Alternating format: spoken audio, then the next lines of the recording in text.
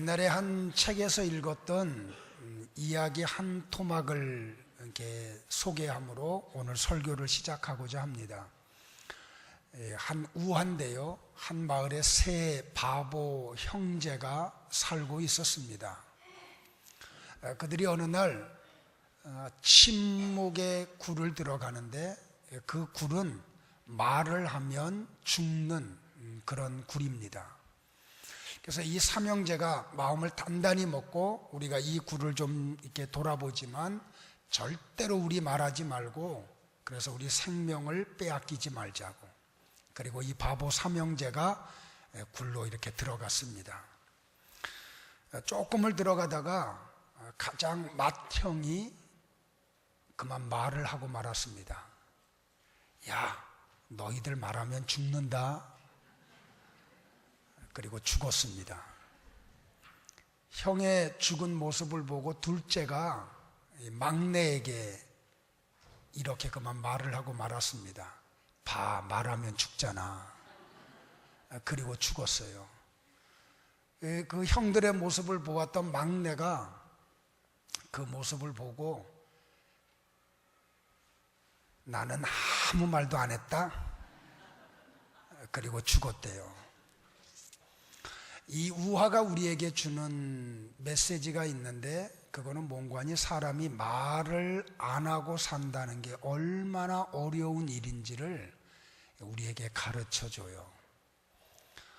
근데 실제적으로 우리의 삶 속에서의 문제는 어디에서 일어나냐면 소통이 이루어지지 않으므로 문제가 발생을 해요.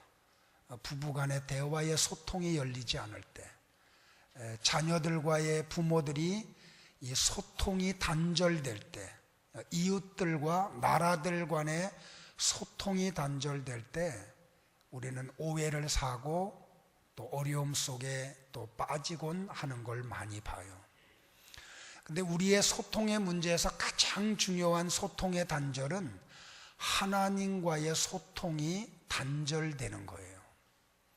이 하나님과의 소통은 어떻게 이루어지는가? 기도를 통해서 이루어져요.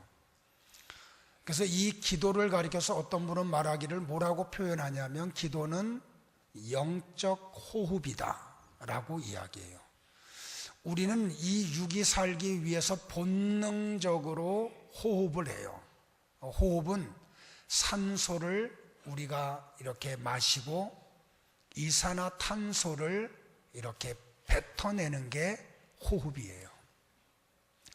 이 호흡이 이루어지지 않으면 살 수 있는 사람이 아무도 없어요. 그래서 의학적으로 5분 이상 호흡이 이루어지지 않으면 뇌세포들이 많이 죽는데요. 근데 이게 8분 정도만 되면 예외 없이 뇌가 썩어지고 피가 이렇게 혈관을 통해서 흐르지를 않는데요. 그러니까 우리의 육이 8분만 호흡을 하지 않아도 죽는다는 거예요. 근데 우리의 영혼도 마찬가지라는 거예요. 여러분은 얼마나 영적 호흡을 하고 계신가요? 여러분의 어떤 영적인 삶의 현장에서 호흡이 중단되는 적은 혹 없지는 않은지요? 우리가 이 하나님과의 소통이 단절될 때 나타나는 아픔이 얼마나 많은지 몰라요. 근데 우리 하나님이 우리에게 요구하는 것 가운데 하나가 뭐냐면 이 기도라고 하는 이 무기를 통해서 천국 창고를 여는 열쇠를 주셨다는 거예요. 그러니까 기도라고 하는 열쇠를 가지고 우리는 언제든지 하나님의 은혜의 창고의 문을 열고 보화의 창고의 문을 열을 수 있다는 거예요. 그런데 우리는 그 열쇠를 가지고 있는 걸 모르는 사람들이 너무 많아요. 그리고 알매도 불구하고 그 열쇠를 전혀 사용하지 않는 분들이 얼마나 많은지 몰라요. 그래서 하나님이 우리에게 기도를 요청할 때 우리에게 또 다른 하나를 요청하는 게 뭔고 하니 믿음을 요청을 해요. 기도에는 반드시 믿음을 수반을 해야지 돼요. 그래서 우리가 영적인 삶, 이 신앙의 삶을 살면서 기도라고 하는 한 날개와 또 다른 믿음이라는 날개로 날개짓을 할 때 우리는 영적 세계를 날아다닐 수가 있어요. 마치 새가 두 날개로 허공을 날아다니듯이 그 날개짓을 하면서 먹이를 쪼아 먹듯이 우리는 이 영의 세계에서 믿음과 기도라고 하는 두 날개로 영의 세계를 날아다니고 이 영적인 세계에서 하나님이 우리를 위하여 예비하신 것을 우리 것으로 만들 수 있는 능력을 가질 수가 있어요. 우리는 지난주에 저 감람산에서 부활하신 예수님, 그리고 승천하시는 예수님을 보았던 500여 명의 성도들 가운데 120명만이 마가 요한의 다락방에 와서 성령의 임재를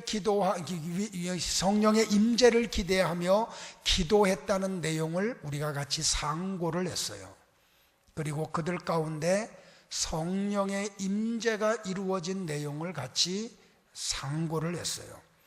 오늘은 그 성령 하나님이 어떤 모양으로 그들 가운데 임재를 했고 성령 하나님의 임재의 결과 어떤 결과가 이 지상에 나타났는지를 오늘 본문을 통해서 같이 상고함으로 나와 여러분에게도 성령 하나님의 임재가 이루어지고 그리고 그 성령 하나님의 임재의 모습 속에 우리가 들어가고 그리고 나와 여러분을 통해서 성령 하나님의 그 놀라운 임재의 결과가 이 지상에 펼쳐지는 은혜가 있기를 주의 이름으로 축원을 합니다.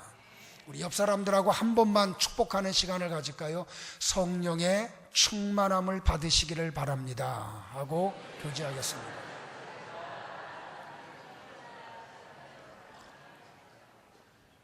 (120명의) 성도가 한자리에 모여서 기도할 때에 성령 하나님이 임재를 하시는데 어떻게 임재했습니까? 첫 번째는 성령 하나님은 홀연히 임재를 하셨습니다. 다시 말하면 예고 없이 갑자기 그들 가운데 성령 하나님이 임재하셨습니다. 어떻게 임재하셨습니까? 급하게 임재하셨습니다.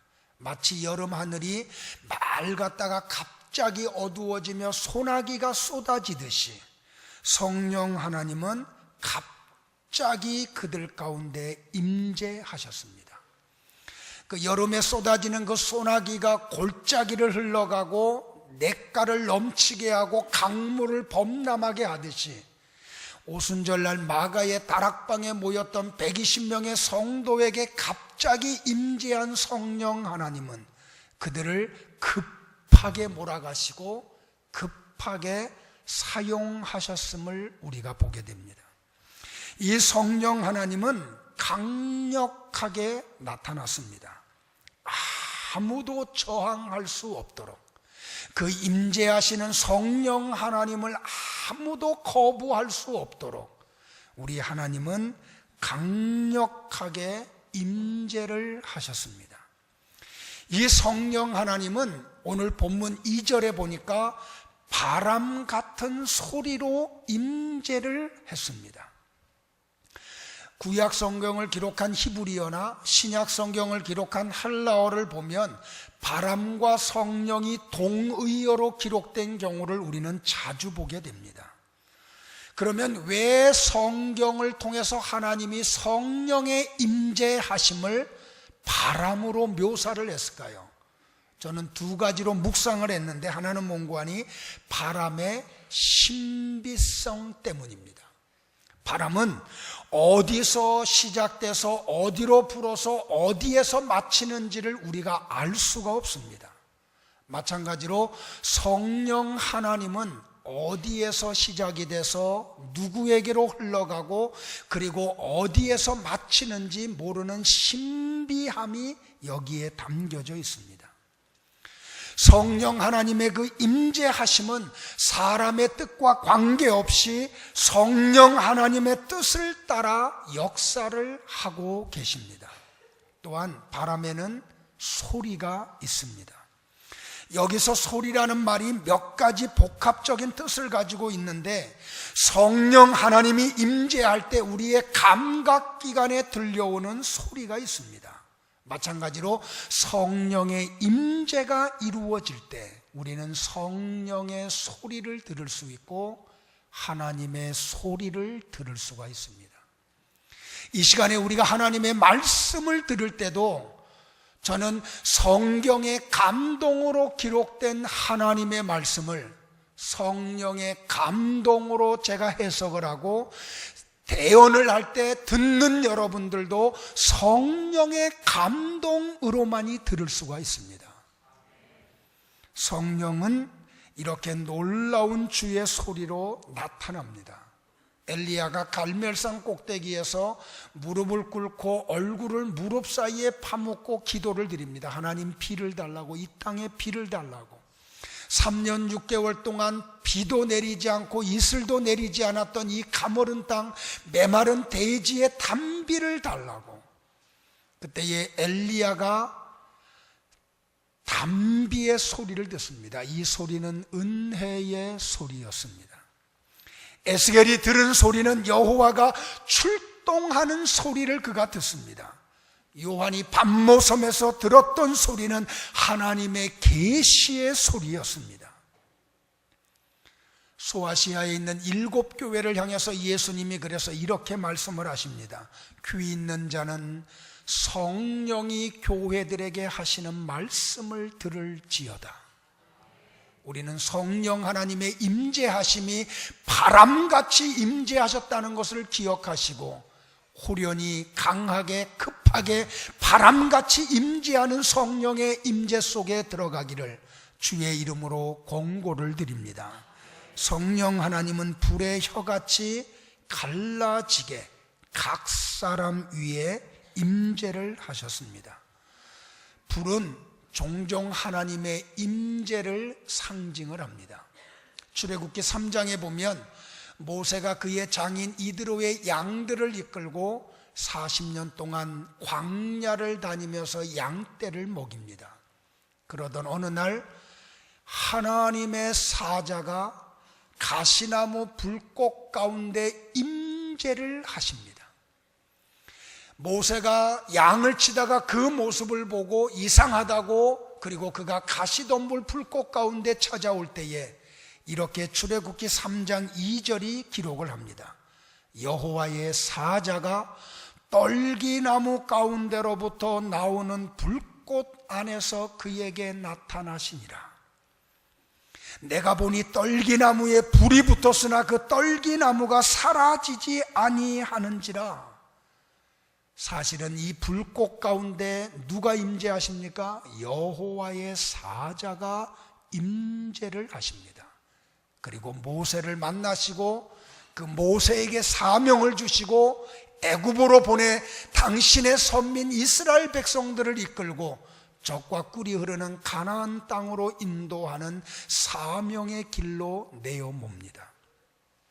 사랑하는 성도 여러분들이요, 그렇다면 오늘 나와 여러분에게도 불의 혀같이 갈라지는 성령 하나님이 이 시간 여러분 한 분 한 분 위에 임재하는 은혜가 있기를 주의 이름으로 축원합니다. 그래서 그 성령의 불이 나와 여러분의 죄를 태우고, 그 성령 하나님의 불이 우리로 하여금 하나님을 바라보게 하고, 그 성령 하나님의 그 불이 나로 하여금, 여러분으로 하여금 하나님의 사역에 불이 붙게 하는 그런 놀라운 은혜가 있기를 주의 이름으로 축원합니다. 성령 하나님의 임재가 이루어질 때 마가 요한의 다락방 온 집안에 성령 하나님으로 가득 채워졌습니다. 그들이 이 마가 요한의 다락방에 어떻게 하고 있었어요? 앉아 있었다. 이 말은 무슨 뜻인고 하니, 말씀을 듣기 위해서, 기도하기 위해서 앉아 있었다는 말입니다. 다시 말하면 그들이 하나님의 말씀을 청종하고 기도에 전념할 때에 성령 하나님이 그 공간계를 가득 채웠다는 말입니다. 이 말은 그들이 성령 하나님의 그 영향력 아래 놓였다는 표현입니다. 선지자 요엘의 예언이 성취되는 시간이 바로 이 사도행전 2장입니다. 성령 하나님이 120명의 성도들 위해 임재하셨습니다. 그들은 그 하나님의 영향력 아래 놓이고 말았습니다. 그들은 완벽한 하나님의 지배 아래 놓였습니다. 그리고 그들은 하나님의 인도를 받습니다. 성령 하나님의 말하게 하심을 따라 바로 이 나사렛 예수가 구약에 예언되었던 메시아라고, 그리스도라고 말하기 시작을 했습니다. 이 말을 들은 사람들이 주께로 돌아왔고, 그리고 그들을 통하여 처처의 교회가 세워졌습니다. 사랑하는 성도 여러분들, 이렇게 성령 하나님이 오순절 마가 요한의 다락방 120명의 성도들에게 임재할 때 어떤 결과가 나타나나요? 은사가 나타났습니다. 사도행전 2장 4절을 한번 다 같이 합독을 하시겠습니다. 입술을 열어서 같이 봅니다. 시작. 그들이 다 성령의 충만함을 받고 성령이 말하게 하심을 따라 다른 언어들로 말하기를 시작하니라. 이 본문을 보세요, 여러분들. 그들이 어떻게 해요? 다 성령의 충만함을 받았다고요. 한 사람도 빼놓지 않고 거기 모여있는 120명의 모든 성도들이 다 성령의 충만함을 받았다고요. 그리고 성령이 말하게 하심을 따라 뭐라고요? 다른 언어들로 말하기 시작을 했다고. 그러니까 성령 하나님의 임재가 이루어지니까 외국어를 했다는 말이에요. 사랑하는 성도 여러분들, 성령의 임재가 이루어질 때 나타나는 신비로운 은사예요. 그러면 성령의 충만이란 무슨 뜻일까요, 여러분들? 테이어라고 하는 신학자는 성령의 충만을 이렇게 정의를 내렸어요. 성령의 충만이란 성령의 마음과 인격을 전체적으로 소유한 상태다. 하나님의 인격과 하나님의 마음이 내 안에 완벽하게 채워져 있는 상태, 그게 성령의 충만이라는 말이에요. 이 상태가 되면 내 생각은 다 사라져요. 내 방법이 다 사라져요. 완벽하게 성령 하나님의 지배 아래 놓여요. 그 하나님을 따라 말을 하고, 그 하나님을 따라 생각을 하고, 그 하나님을 따라 판단을 하고, 그 성령 하나님의 인도를 따라 말을 하고 행동을 하고 그렇게 살아가요. 나는 우리 성도들이 그와 같은 위치에 들어가기를 주의 이름으로 축원을 해요. 그들은 성령 하나님의 붙들림을 받아요. 그들은 완벽하게 성령 하나님의 지배 아래 놓이고 말아요. 고넬료가 일가와 가까운 친구들을 불러놓고 사도 베드로를 청하여 설교 말씀을 듣고 나니까 어떤 일이 벌어져요, 여러분들? 그들 가운데 성령 하나님의 임재가 이루어져요. 그러니까 베드로를 따라왔던 유대인들이 깜짝 놀라요. 아니, 어떻게 이방인들에게도 성령 하나님의 임재가 이루어지느냐고. 그러면서 그들의 나타났던 성령의 임재 때문에 나타난 외적인 모습을 사도행전 10장 46절에서 이렇게 기록을 해요. 이는 방언을 말하며 하나님 높임을 들음이러라. 성령 하나님의 임재 아래 들어가면 우리 속에 나타나는 놀라운 현상이 두 가지가 있는데, 하나는 방언을 말하며 또 다른 하나는 하나님을 높이는 삶으로 변화가 돼요. 바울이 에베소에서 전도를 해요. 그런데 그곳에서 먼저 믿은 어떤 제자들을 만나요. 그래서 바울이 그들에게 이렇게 물어봐요. 너희가 믿을 때에 성령을 받았느냐? 바울의 이 물음 앞에 에베소 교회 제자들이 답변하기를 이렇게 답변해요. 우리는 성령이 계심을 듣지 듣지도 못했다고. 이 말씀이 우리에게 주는 게 뭐예요? 예수를 믿고 구원을 받고 종교적 행위를 함에도 불구하고 성령 하나님의 임재 속에 들어가지 못한 사람들이 있다는 거예요. 이 시대에 우리가 집사의 직분을 받고 여러 가지 직분을 받아도 성령의 임재의 체험이 없는 직분자들이 있다는 거예요. 그때 바울이 뭐라고 이야기해요? 여러분들, 성령 하나님을 소개하면서 사도행전 19장 6절로 7절에서 이렇게 나와요. 바울이 그들에게 안수하매 성령이 그들에게 임하심으로 방언도 하고 예언도 하니 모두 12사람쯤 되었다고.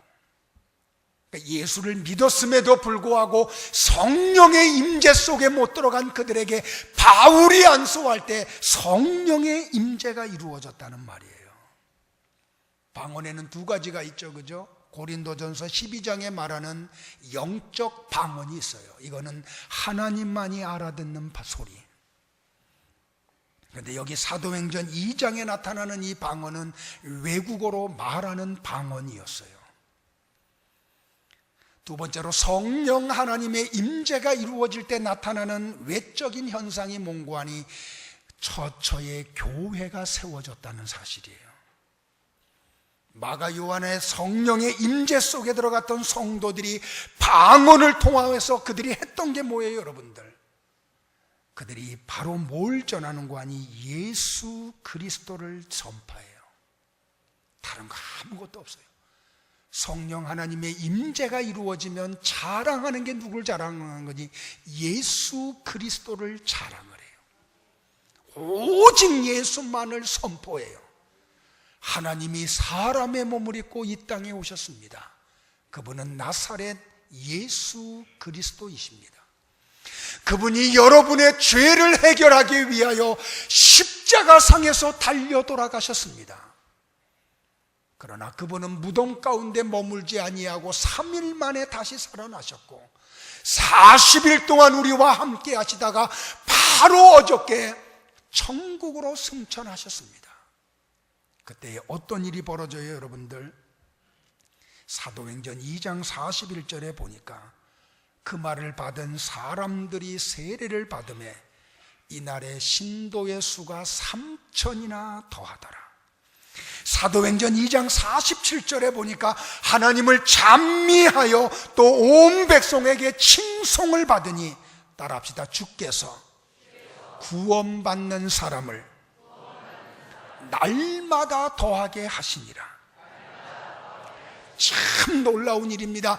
다른 말을 한 게 아닌데 예수 십자가 복음을 전했는데 그들이 회개하고 세례를 받고 성령의 임재 속에 들어갑니다. 그래서 예루살렘의 교회가 세워집니다. 예수 십자가 복음을 전하니까 교회가 성장을 합니다. 교회의 부흥은 하나님의 소원입니다. 교회 성장에 대한 관심과 논쟁이 공존하고 있습니다. 질을 성장시킬 거냐, 양을 성장시킬 거냐. 그런데 사도행전 2장에 보면은 양의 성장을 이야기하고, 에베소서 4장 13절로 15절을 보면 거기에는 질의 성장을 이야기해요. 그러니까 교회는 양도 성장해야 되고 질도 성장해야 돼요. 그것은 성령의 임재를 통해서 이루어짐을 믿으시기를 주의 이름으로 축원합니다. 말씀을 정리할게요, 여러분들.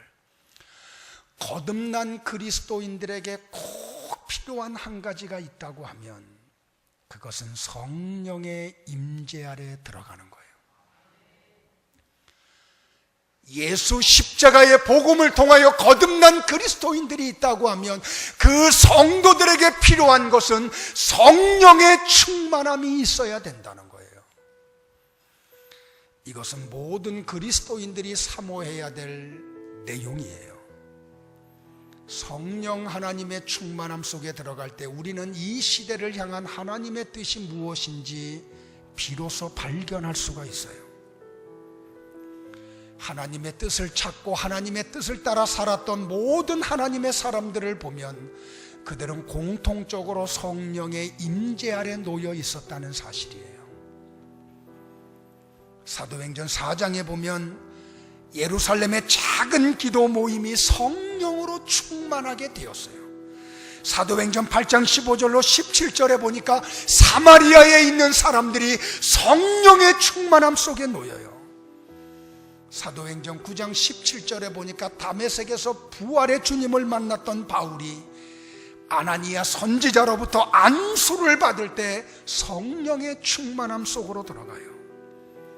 고린도전서 12장 13절에서 바울이 고백을 하기를 우리가 유대인이나 헬라인이나 종이나 자유자나 다 한 성령으로 세례를 받아 한 몸이 되었고 또 다 한 성령을 마시게 하셨느니라.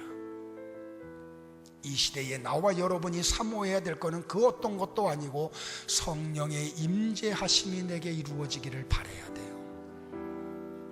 내 안에 성령 하나님이 충만하게 임재하기를 기대해야 돼요. 여러분의 가정 위에 성령의 임재하심이 가득히 채워져야 돼요. 우리 교회 위에 성령의 임재하심이 이루어져야 돼요. 우리는 지난 6박 7일 동안 하나님의 거룩한 부름을 받고 중국 선교지를 다녀오는 선교 비전 트립을 다녀왔습니다. 저는 이번 선교 비전 트립을 앞에서 이렇게 리더하면서 끊임없이 하나님 앞에 구했던 기도가 뭔고 하니 하나님 우리를 이끌어 달라고. 성령 하나님 우리 16명 위에 성령의 충만함 속에 움직이게 해달라고. 우리가 가는 곳마다 만나는 곳마다 사람들마다 우리 속에 임재하신 성령 하나님의 임재가 이루어지게 해달라고. 이번 6박 7일 동안의 이 선교회 일정은 아마도 내 일생에서 절대로 지워지지 않는 강력한 성령 하나님의 임재와 인도하심과 역사하심이 나타났던 선교 비전 트립이었어요. 이걸 어떻게 우리가 인간의 언어로 표현할 방법이 없어요. 하나님의 어루만지심이, 하나님의 인도하심이, 하나님의 역사하심이. 시진핑이가 중국의 주석이 되면서 시진핑 정부가 가지고 있는 정책 가운데 하나가 뭔고 하니 선교사들 다 지금 몰아내는 거예요. 추방을 하면 국제적인 이슈가 되기 때문에 나갔다가 다시 들어올 때 입국 거부를 다 해요. 그래서 지금 우리 선교사님 부부도 지금 입국 거부를 받아가지고 지금 들어가질 못하고 계세요. 우리가 갔을 때도 단동에다 국수 공장을 1억 원을 이상을 들여서 만들어 놓고 있는 사역하고 있는 선교사님이 공안에 붙잡혀가지고 계속 지금 신문을 닫고 있대요. 근데 그들의 회유에 이분이 지금 선교사들의 이름을 다 토해내고 있대요. 그래서 10년 이상 되신 분들은 지금 거의 다 쫓겨날 지경에 놓여 있어요. 그래서 우리를 관계하고 있는 그분도 우리와 전혀 동행하지 못하고 우리끼리만 다녔어요. 자세한 선교 보고는 우리 금요일날 그리고 다음 주일날 여러분 앞에 드리기로 하고, 오늘은 제가 좀 성령 하나님이 우리를 어떻게 인도했고 그곳마다 어떤 역사가 이루어졌는지를 잠깐 설명드리고 오늘 설교를 마치고자 해요. 지난 주일날 오후 예배를 마치고 우리 셀 양육 과정을 마친 후에 급하게 우리가 차를 타고 공항에 가서 8시 40분 비행기로 심양에 출발을 해요. 제가 지금까지 많이 중국을 출입하면서 중국 남방항공이 정시에 출발한 게 이번 처음이었어요. 저는 그때부터 직감을 했어요. 이번 선교 여행은 하나님이 인도하신다. 그리고 밤에 도착을 하고 한 아파트 민박하는 곳에 우리가 쪼그려서 쪽잠을 자고, 그 다음날 우리 심양에 있는 카리스 신학교 학생들이 우리 숙소에 와서 같이 예배를 드리고, 그리고 우리가 이전에 약속했던 그 카리스 신학교 도서관 건립을 위한 선교비를 우리가 전달하는 시간을 갖고, 심양에 있는 동강교회를 우리가 투어를 했어요. 그런데 황사가 얼마나 많은지, 그리고 봄철이라 바람이 심하고 공사를 많이 해서 먼지가 얼마나 많은지 지금도 제가 기침을 해요. 동강교회 가서 스코틀랜드 그 장로교회에서 파송한 그 선교사님이 중국 동강교회를 설립하고 사역을 하며 조선어로 성경을 거기서 번역을 해요. 그리고 한국에 보낸 그 장소에서 우리가 같이 묵상하는 시간을 갖고, 우리 입으로는 정말 먹기 어려운 심양에 있는 우리 이동춘 선교사님 입맛에 맞는 국수 먹지 못해가지고 어떤 분은 젓가락도 되지 못하는, 배를 쫄쫄 굶어가면서 단동으로 우리가 이동을 해요. 저녁에 우리가 단동교회에 모여서 집회를 하고 치유를 하고, 그리고 난 그 다음날 우리가 봉성이라고 하는 곳으로 가요. 정말 열악하기 그지없는 곳. 그곳에서 예배를 드리고 난 다음에 중국 그 구장에서 태어나고 평양대학을 나왔던 한 친구의 간증을 돕고, 그의 영적 회복을 위해서 우리가 같이 찬양을 하고 기도를 함으로 한 사람의 사역자의 영적 회복을 일으키고, 그리고 그 다음에 우리는 관수라고 하는 곳으로 이동을 해요. 농촌에 있는 자그마한 교회. 전혀 우리의 계획과 다르게 거기에서 점심과 저녁을 다 준비했음에도 불구하고 관수에서 한 30분 정도 떨어져 있는 관전의 성도들이 우리의 계획과 전혀 관계없이 우리를 저녁 식사로 초대를 해요. 그래서 집회를 다 마치고 난 다음에 다시 우리만 자동차를 타고 한 3, 40분 떨어져 있는 관전의 한 식당에 갔더니 얼마나 많이 음식을 시켜놨는지 전부 다 걱정을 할 정도로 너무 많은 음식을 시켜놨어요. 저는 거기서 우리 성도들의 위가 얼마나 위대한지를 알게 됐어요. 그렇게 많은 음식임에도 불구하고 잠시 후에 보니까 다 그릇이 비더라고요. 근데 거기서 우리는 또 다른 하나님의 뜻을 발견을 했어요. 우리 심양의 카리스 신학교회 2기 졸업생으로 작년에 여기 와서 졸업을 했던 중국의 배우하고 이름이 똑같은 공리라고 하는 그 사역자 여러분들 기억할 거예요. 이분이 오래전에 관전에서 개척을 하고 100여 명의 성도들이 모였는데 그만 목사님한테 교회를 빼앗겨 버리고 말아요. 그래서 낙심하고 있고 약해져 있는데 성령 하나님이 그 식당에서 강력하게 제게 요청을 해요. 그래서 우리가 식사가 끝나고 난 다음에 다 식탁에서 일어나서 그 공리 사역자를 위해서 우리가 찬양을 하고 둘러서서 그를 위해서 기도를 해줬어요. 영적인 회복이 그에게 일어나고, 그들이 다시 또 거기까지 가지 말고 여기서 자라는 당부에 마치 마게도냐의 청년의 당부를 받았던 바울로의 심정을 가지고 우리는 관전 호텔에서 잠을 자고, 그리고 그 다음날 이른 시간에 새벽장이 열려서 구경하러 갔는데 참 이상하죠, 그죠? 장구경 갔는데 성령 하나님의 또 인도하심이 신비로워요. 이 공리가 다시 개척을 하려고 아파트를 빚을 내서 하나 사놨어요. 나한테 갑자기 제안하는 거예요. 목사님, 바로 여기 아파트에 내가 개척을 하려고 교회를 사놔서 지금 인테리어를 하고 있습니다. 여기까지 오셨는데 좀 그 장소에서 기도를 좀 해주세요. 그래서 우리는 아파트에 올라갔어요. 갔더니 이제 막 인테리어를 하고 있더라고요. 거기서 제가 물어봤어요. 교회 이름을 어떻게 할 거냐고, 지었느냐고. 아직 짓지를 않았대요. 그러면서 나한테 제안하기를 목사님이 교회 이름을 지어달라고. 제가 이렇게 제안을 했어요. 그러면 한국의 우리 교회와 똑같이 은혜와 평강교회로 하면 어떻겠느냐고.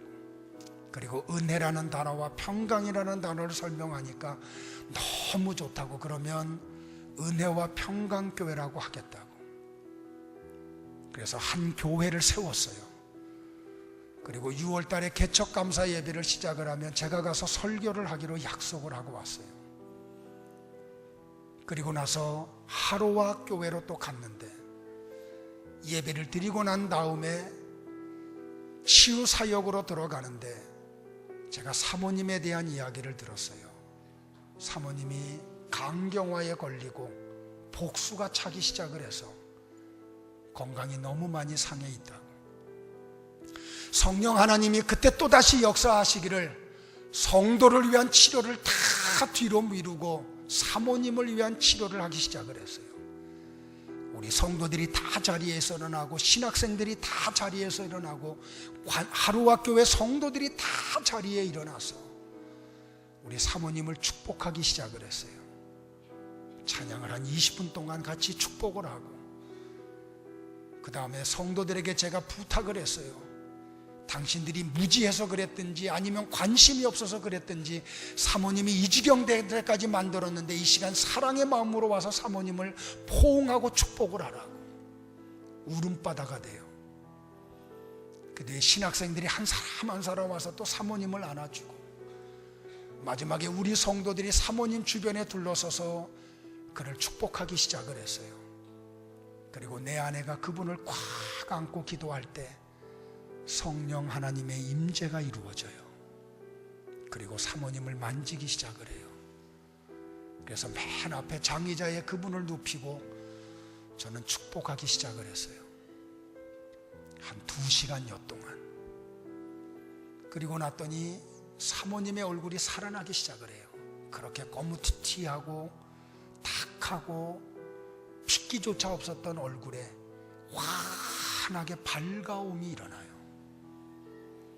성도들 다 보냈어요. 하나님이 진노를 하셔. 무지해서 그랬든지 무관심해서 그랬든지 사모님을 저지경 만들어 놓은 성도를 향하여 하나님이 진노해요. 그래서 그들 교회에서는 치유 기도를 안 했어요. 그리고 그날 밤 또 긴 여행을 떠나서 수풍댐이 있는 곳까지 와요. 한 2시간여 동안 오는 그 버스 안은 완전히 성령 하나님의 임재 아래 놓여 있었어요. 찬양으로, 간증으로, 서로의 고백으로. 그리고 그 다음날 수풍댐을 돌면서 우리가 북한을 위해서 같이 기도를 하고 이제 금요일날 오후에 단동으로 돌아왔는데 관전에서 한 부부가 기도를 받겠다고 내 소문을 듣고 자동차를 몰고 2시간을 넘게 달려오는 거예요. 근데 그들의 간증이 압권이었어요.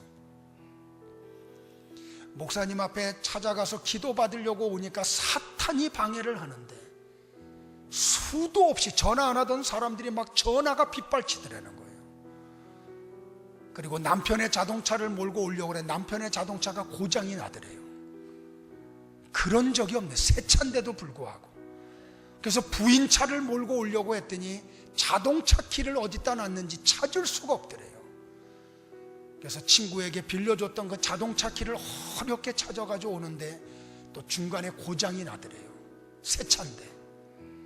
그래서 다른 차를 또 빌려가지고 웬만하면 안 올 거 아니에요, 여러분들. 내 얼굴도 모르는 목사인데 한 번도 만난 적도 없는 목사인데 근데 이들이 직감을 해. 이거는 사탄이 지금 우리를 막고 있구나.